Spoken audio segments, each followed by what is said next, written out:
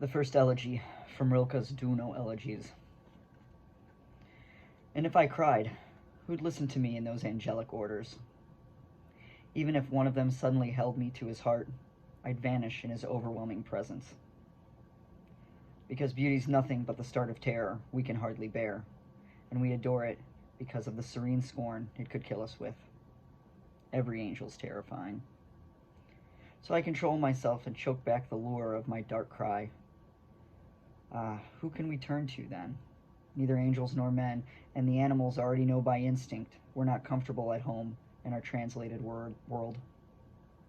Maybe what's left for us is some tree on a hillside we can look at day after day, one of yesterday's streets, and the perverse affection of a habit that liked us so much it never let go.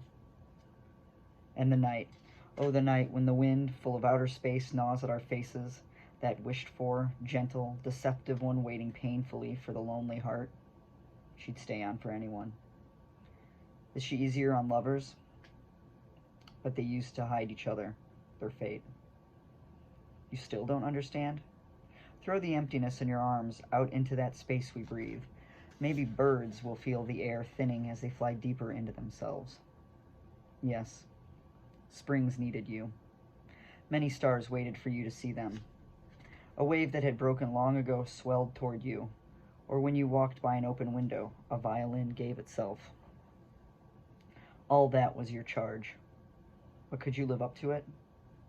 Weren't you always distracted by hope, as if all this promised you a lover? Where would you have hidden her, with all those strange and heavy thoughts flowing in and out of you, often staying overnight? When longing overcomes you, sing about great lovers. Their famous passions still aren't immortal enough.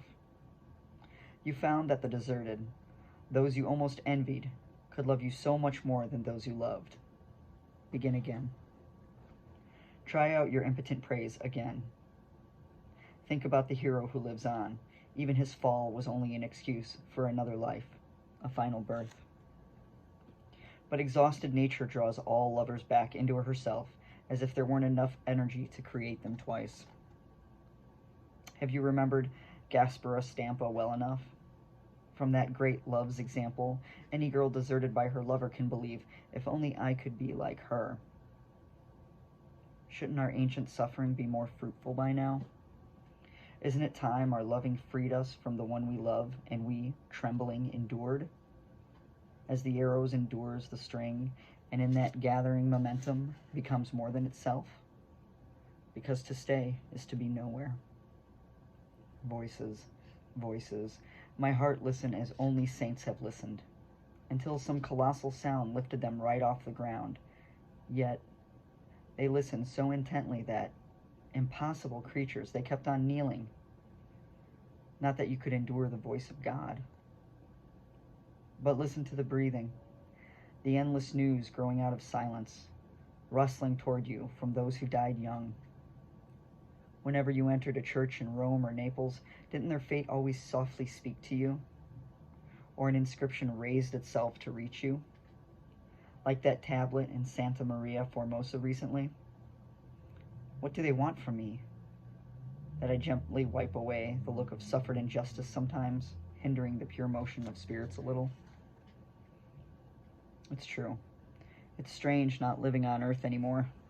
Not using customs you hardly learned, not giving the meaning of a human future to roses and other things that promise so much.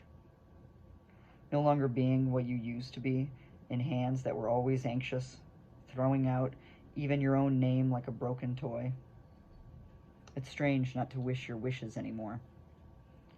Strange to see the old relationships now loosely fluttering in space. And it's hard being dead and straining to make up for it until you can begin to feel a trace of eternity. But the living are wrong to make distinctions that are too absolute.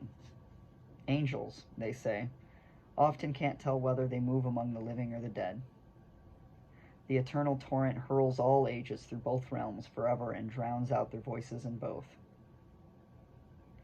At last, those who left too soon don't need us anymore. We're weaned from the things of this earth as gently as we outgrow our mother's breast. But we, who need such great mysteries, whose source of blessed progress is so often our sadness, could we exist without them? Is the story meaningless? How once during the lament for Linos, the first daring music pierced the barren numbness, and in that stunned space, suddenly abandoned by an almost godlike youth, the void first felt that vibration which charms and comforts and helps us now.